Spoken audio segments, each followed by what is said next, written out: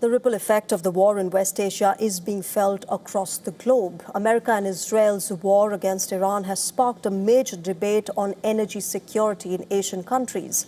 New Delhi has been making efforts to overcome the dwindling oil and natural gas supplies through the Strait of Hormuz. The government has called an all-party meet on the 25th of March to discuss the ongoing situation. India, remember, imports a major share of its oil and natural gas needs. Almost one-third of India's total oil imports normally pass through the Strait of Hormuz. The waterway has now turned into a war zone. Some Indian ships have passed through the strait, but the number is nowhere near to the pre-war flow of oil and natural gas supplies. Prime Minister Narendra Modi briefed the Parliament today on the efforts made by his government to minimize the impact of the war on Indians. However, he said that the war will have a grave impact.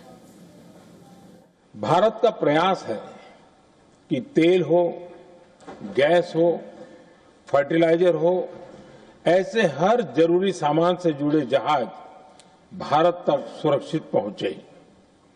लेकिन इस युद्ध से बनी वैश्विक परिस्थितियां अगर लंबे समय तक बनी रहती है तो गंभीर दुष्परिणाम तय है। On the other hand, the Indian Prime Minister assured the country once again that India holds enough oil and natural gas reserves to mitigate the crisis.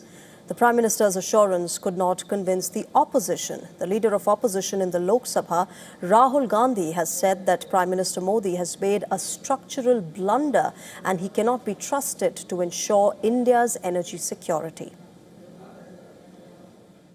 देखिए, ठीक है, ऑल पार्टी मीटिंग बुलाई है, डिबेट होना चाहिए, बट आपने structural गलती कर दी है, आपने पूरा ढांचा उड़ा दिया है।